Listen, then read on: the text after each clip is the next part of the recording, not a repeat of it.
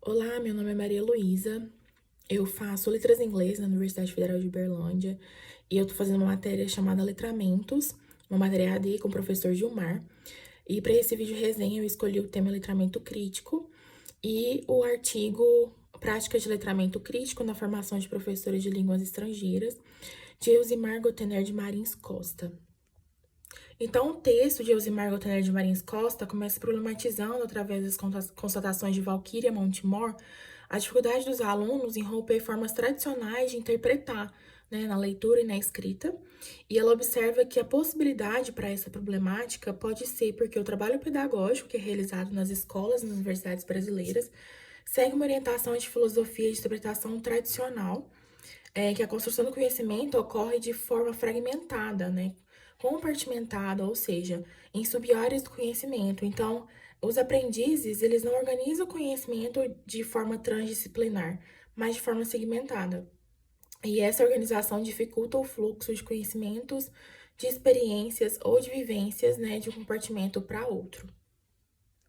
Então, o que a autora defende é que essa questão de como melhorar o ensino, no ensino básico, né, a leitura e a escrita dos alunos de uma maneira mais crítica, deve começar não apenas nos estágios supervisionados, mas na formação inicial, na parte inicial da graduação dos professores. E aí, o objetivo do artigo, então, é apresentar e discutir as incorporações de práticas de letramento crítico na formação inicial de professores de língua estrangeira. Costa fala várias vezes sobre alguns documentos oficiais e ela diz que existe uma discrepância entre o que esses documentos oficiais falam e o que de fato ocorre na educação, tanto na graduação dos professores, na formação dos professores, tanto na sala de aula, né, na prática mesmo, os professores quando estão dando suas aulas. Ela até exemplifica que alguns professores utilizam os livros adotados pela PNLD, mas que eles adaptam o que esses livros trazem para dar uma aula de maneira mais tradicional. Então, dessa forma, mesmo que os livros tenham passado por um rigoroso e um processo lento até, né, de escolha, né, eles acabam tendo todo um embasamento teórico para escolher esses livros, mas os professores utilizam métodos tradicionais, né, adaptam os livros de maneira tradicional, então acaba que continuam tratando os tópicos de maneira tradicional, baseado em concepções tradicionais de aprendizagem, de leitura e escrita na hora de alfabetizar. E aí, a autora também problematiza um pouco a questão de que a língua inglesa nas escolas públicas, né, nas escolas de ensino básico, é vista como uma matéria-problema, né? Segundo o autor que ela já citou anteriormente, o Montemore, é como se fosse uma disciplina-problema. E isso é uma coisa que bate com o que eu estudei, inclusive, na matéria de Pro-Inter no semestre anterior, que é que os pais dos alunos, os próprios alunos, os professores, enfim, todas as pessoas que estão relacionadas com esse contexto de ensino-aprendizagem em escolas públicas, acreditam que a escola de educação básica não os constitui como local em que se aprende a língua inglesa, né? Normalmente, esse idioma, eles acreditam que só pode ser praticado em escolas de idiomas. Aí a autora também traz essa problemática para a língua espanhola, né? Primeiramente para a língua inglesa, porque é a língua estrangeira que há mais tempo é ensinada em escolas. Mas ela também traz para o ensino de língua espanhola em escolas de ensino básico. E aí ela aponta algumas questões que podem ser problematizadas em relação ao ensino de línguas estrangeiras em escolas regulares públicas. São três. A primeira é a questão da ênfase dada ao vestibular e ultimamente ao Enem, que faz com que o foco seja simplesmente para uma habilidade, que é a de leitura. E aí acaba deixando de lado as demais habilidades. E aí vem a questão da falta de condições para trabalhar as habilidades orais. Muitos professores reclamam, né, com razão, de que não há equipamento suficiente para trabalhar outras habilidades como a oral. Então, eles falam da falta de aparelho de som e de áudio, da quantidade de alunos por turma que é muito grande, e inviabilizam isso, né, inviabiliza ou dificulta a realização de atividades voltadas à habilidade oral. E a terceira questão que ela aponta no artigo dela é a persistência de uma concepção de língua como sistema. Ou seja, alguns professores há um tempo já têm utilizado a questão de trazer um tema para a aula e a partir desse tema trazer o trabalho com as habilidades. Mas, mesmo assim, tem muito ainda a centralização de tópicos gramaticais e exercícios estruturais durante as aulas, principalmente porque são aulas voltadas para leitura e que também não necessariamente são feitos apenas a questão da leitura, né? Trabalhada apenas a habilidade de ler, mas tem a ênfase da gramática e de exercícios estruturais. Elzimar Costa também chama atenção para a mudança recente, né, de uma era de domínio da escrita para uma era de domínio da imagem. E aí ela cita dois autores importantes, que é o Kress e o Cassani. Kress fala dessa era de domínio de escrita para uma era de domínio da imagem, e Cassani sugere que a gente já não sabe mais o que é um livro, e questiona se foi o livro que se tornou um objeto obsoleto, ou se simplesmente a gente está lendo de outro modo, né, usando outros dispositivos. E aí a autora aponta que as escolas estão indo na contramão dessa mudança, porque nem mesmo a questão tradicional de leitura, né, um nível bom de leitura tradicional, nem mesmo esse nível tem sido alcançado, né, nem mesmo na epistemologia tradicional. E aí, essa primeira parte, a autora finaliza dizendo que, ao mesmo tempo que a escola tem que proporcionar o desenvolvimento das competências e capacidades necessárias ao aluno para se integrar socialmente como cidadão e atuar de maneira crítica, a universidade também, nos cursos de licenciatura, tem que igualmente criar condições para o desenvolvimento das competências e capacidades necessárias ao professor para que ele possa atuar de maneira crítica, né, como indivíduo reflexivo para educar outros indivíduos.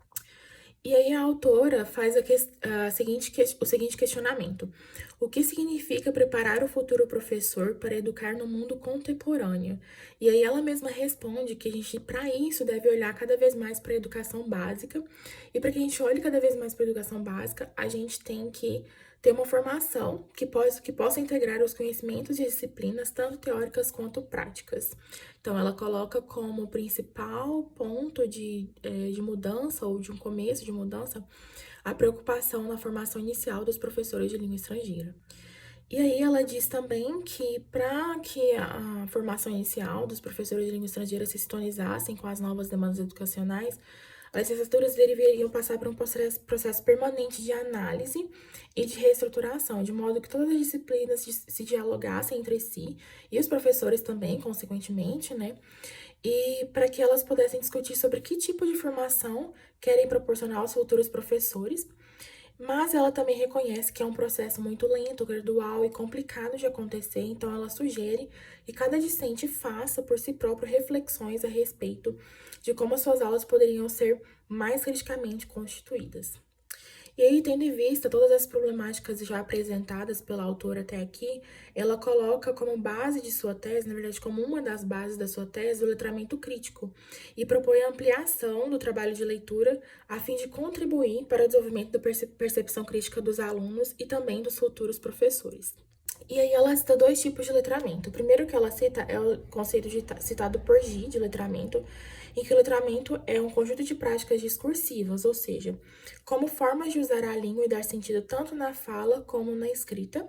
E essas práticas estão ligadas a visões do mundo específicas, ou seja, crenças e valores, de determinados grupos sociais ou culturais e a identidade ou autoconsciência das pessoas que as praticam.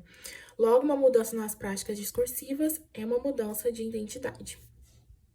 E a autora também fala que esse conceito citado por Gia é um modelo ideológico, né? É um conceito de modelo ideológico de letramento e diferencia de um outro conceito de letramento que, por sua vez, né, se refere a um processo cognitivo individual, que não é social, e ele é desvinculado de instituições e desvinculado de contextos sociais e culturais. E esse modelo que é desvinculado de questões sociais e culturais, ele também estaria consequentemente desvinculado de relações de poder. Então, ela entende que um tipo de modelo de letramento é mais valorizado no ambiente escolar em vez de outro. E ela diz que esse modelo individual é o valorizado e que para as escolas tenham um modelo adequado, elas deveriam seguir um modelo de letramento crítico, ou seja, um modelo citado por G, em que esses conceitos sociais, questões culturais estão relacionadas. E aí, devido a esse distanciamento dos contextos sociais e culturais, a autora também defende que é gerado um distanciamento também entre os mundos de dentro e de fora da escola. E ela acredita ainda que a chegada do computador fez com que essa distância se tornasse ainda maior. E aí ela cita Manovic, que é um autor, que diz que a revolução gerada pelo computador é maior e mais profunda que as revoluções anteriores, provocadas pela imprensa, pela fotografia e pela televisão. E isso se dá, segundo a autora, porque o universo de práticas letradas fora do ambiente escolar se ampliou consideravelmente, principalmente para as gerações que já nasceram no mundo digital e já usam diversos dispositivos como meios de ser e estar no mundo. E segundo ela, a escola não tem acompanhado essas mudanças. E aí, a autora, né, Costa, defende que o surgimento de novas práticas letradas ou novos letramentos reforça a necessidade de diminuir esse distanciamento cada vez maior entre a forma como se lê e escreve dentro da escola e a forma como se lê e escreve fora da escola. Ou seja, é necessário superar o modelo autônomo de letramento, que é supostamente neutro, e diz então que o modelo ideológico de letramento ou letramento crítico faria com que a educação caminhasse em outra direção, pois passa a reconhecer alguns pontos. O primeiro ponto que ela cita é que as práticas de leitura e de escrita foram e são construídas socialmente e se vinculam a relações de poder. Então, porque a escola continuaria trabalhando como se não acontecesse isso, como se fosse uma questão individual, não relacionada com contextos sociais. Depois ela fala também que tem que reconhecer que as formas como se usa a escrita no cotidiano, fora da escola, constituem práticas letradas tão importantes quanto aquelas desenvolvidas na educação formal. E, portanto, o modelo escolar de letramento é uma opção dentre tantas outras. E também diz que a ideologia perpassa por toda e qualquer forma de letramento, e, portanto, o letramento escolar também não é neutro. E ela também cita que a educação formal deve promover o multiletramento, ou seja, agenciar com igual relevância outras práticas letradas, além das tradicionais, e propiciar a reflexão crítica sobre os usos, valores e funções dessas práticas. Ou seja, a escola deve aumentar, né, abranger mais letramentos além do que apenas o escolar. Por fim, a autora levanta a importância de se investir em novas práticas na formação inicial dos professores de língua estrangeira, né, que sejam baseadas no letramento crítico e ideológico, para que ocorram mudanças significativas na escola. Então, ela diz que a questão é a educação básica, mas que o que de fato mudaria essas questões seria o investimento em letramento crítico na formação inicial dos professores.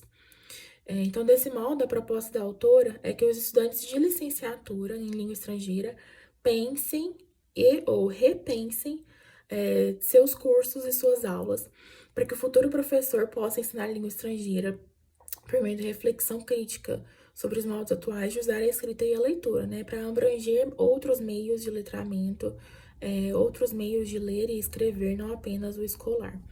Então, a proposta prevê a incorporação definitiva das tecnologias no ensino-aprendizagem de língua estrangeira e destaca a importância de discutir questões sobre as implicações sociais e culturais das novas práticas letradas.